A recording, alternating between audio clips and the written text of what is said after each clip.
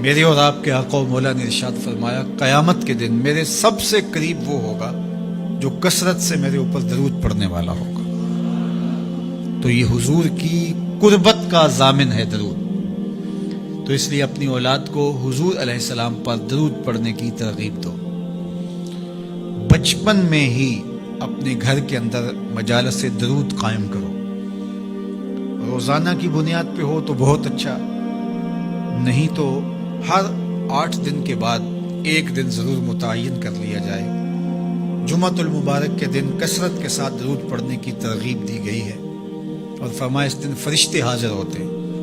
تو حضرت ابو درداء رضی اللہ تعالی عنہ نے عرض کی یا رسول اللہ صلی اللہ علیہ وسلم، آپ کی حیات طیبہ میں تو ٹھیک ہے، لیکن جب آپ انتقال کر جائیں تو کیا اس کے بعد بھی یہ عمل جاری رکھا جائے؟ ابن ماجہ میں یہ روایت موجود ہے. تو حضور علیہ السلام نے حضرت ابو درداء سے فرمایا ہاں میرے وصال کے بعد بھی اس عمل کو جاری رکھنا، اور ساتھ ارشاد کیا کہ ان اللہ حرم علی الارض ان تاکل اجساد الانبیاء فنبی اللہ حی یرزق. اللہ نے مٹی پر حرام کر دیا ہے کہ وہ نبیوں کے جسموں کو کھائے. نبی قبروں میں زندہ ہوتے ہیں، ان کو رزق بھی دیا جاتا ہے. تو کہا کہ یہ میرے بعد بھی میرے اوپر درود کے سلسلے کو جاری رکھنا. تو ایک مومن تو درود کے ساتھ جڑا ہوا ہے، وہ تو درود کے بغیر دن گزار ہی نہیں سکتا. الگ سے نہ بھی پڑھے تو اس کو نماز کے اندر درود پڑھنا ہی ہوتا ہے. درود ابراہیمی تو نماز کا حصہ بنا دیا گیا اور اس کو کثرت کے ساتھ درود پڑھنے کی ترغیب دی گئی. تو درود ایک ایسا وظیفہ ہے کہ جو اپنی زندگی میں جتنا زیادہ شامل کر سکتے ہو اتنا زیادہ شامل کر لو. ویسے بھی درود پڑھنے سے بچوں میں تقدس پیدا ہوتا ہے. بچے پاک دامن رہیں، عفت مآب رہیں، ان کی طبع میں تقدس رہے. آپ چاہتے ہیں، ہر ماں باپ چاہتا ہے. اور پھر دور موجود کے اندر جو فتنے ہیں تو بہت ضروری ہے کہ ہماری اولادیں تقدس مآب رہیں.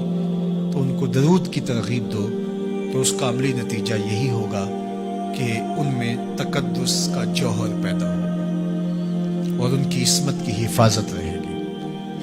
اور درود شریف پڑھنے والے بچے اور درود شریف نہ پڑھنے والے بچے دونوں کی عادات میں فرق ہوتا ہے. درود پڑھنے والوں کی طبع میں رقت، لطافت، نرمی، محبت، شفقت جیسے جذبات پیدا ہوتے ہیں. یہ درود شریف کا عملی نتیجہ ہے. بعض لوگوں کو شکایت ہوتی ہے کہ ہمارے بچے بڑے اکھڑ ہیں، بڑے تند مزاج ہیں، بڑے سخت گیر ہیں. تو اس کا علاج کیا ہے؟ تو اس کا علاج یہی ہے کہ ان کو درود کی تسبیح دو. درود اکڑ توڑ دیتا ہے، طبیعت کی تندی نکال دیتا ہے، طبائع کی تلخیاں ختم کر دیتا ہے، محمد عربی کے نام کی مٹھاس پیدا کر دیتا ہے. حضور کا نام شہد سے میٹھا ہے، دل آویز ہے. کھنڈ میں اتنی مٹھاس نہیں ہے، شکر اور گڑ میں اتنی مٹھاس نہیں ہے، شہد میں اتنی مٹھاس نہیں ہے، قند اور نبات میں اتنی مٹھاس نہیں ہے جتنی نام محمد میں رکھی گئی. ان کا نام لبوں پر آئے، میٹھا میٹھا منہ ہو جائے. ان کے بول بہاروں جیسے اور اصحاب ستاروں جیسے. ان سا پیارا اور نہ کوئی، ان سے بچھڑ کے لکڑی روئی. جب وہ سیر کو جایا کرتے، سر پہ بادل سایا کرتے. میرے شہر کے ایک پنجابی شاعر ہیں، انہوں نے تو قلم ہی توڑ دیا نا. تینوں سینے دی میں ٹھنڈ آکھاں، اگر آپ کا ذوق ہو تو. تینوں سینے دی میں ٹھنڈ آکھاں، شہد گلاب تے کھنڈ آکھاں. تینوں نبیاں دا میں لاڑا آکھاں، تیرے ہجر دے وچ میں ہاڑا آکھاں. تو ان کا نام ہی میٹھا ہے، دل آویز ہے. تو درود غصہ ختم کرتا ہے، طبیعت کی تلخی اور تندی مٹا دیتا ہے، اکھڑ پن ختم کرتا ہے. تو آپ اگر چاہیں کہ اولاد اکھڑ ہے تو ان کو کسی طرح درود پہ لے آئیں، درود کی تسبیح ان کے ہاتھ میں دے دیں.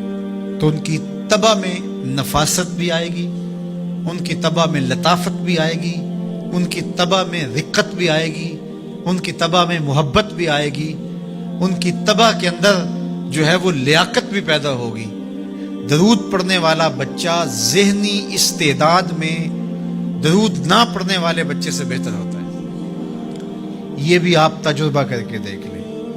دو بچے برابر ذہنی استعداد رکھتے ہوں اور ان میں سے ایک بچہ درود پڑھتا ہو اور ایک درود نہ پڑھتا ہو تو درود پڑھنے والا بچہ آگے ہوگا. یہ درود کی برکتیں ہیں, یہ درود کی رحمتیں ہیں. تو درود کثرت سے پڑھنا اپنی اولاد کو سکھائیں گے. ہفتہ روزہ آپ محافل کا گھر میں انعقاد کر لیجئے اور اس میں صرف درود شریف پڑھ لیجئے, تو انشاءاللہ اس سے آپ دیکھیں گے کہ اولاد کو اس کا فرق پڑتا ہے. یہ تربیت کا ایک آسان نسخہ ہے اور یہ وہ وظیفہ ہے جس سے تھکن نہیں ہوتی. یہ وہ وظیفہ ہے جس سے طبیعت میں تلخی نہیں آتی. کہتے ہیں وظیفہ میں نے پڑھا ہے تو وظیفہ پڑھتے پڑھتے میری طبیعت میں یہ ہو گیا. وہ بات کہتے ہیں وظیفہ الٹ پڑ گیا. بڑے وظیفے الٹ پڑھ سکتے ہیں لیکن درود الٹ نہیں پڑتا. درود ہے ہی سیدھا, یہ الٹوں کو بھی سیدھا کر دیتا ہے. تو درود پڑھیں اور یہ منہ بھی میٹھا رکھے گا, یہ دل بھی ٹھنڈا رکھے گا, یہ دنیا بھی ٹھنڈی رکھے گا اور آخرت بھی ٹھنڈی کر دے گا.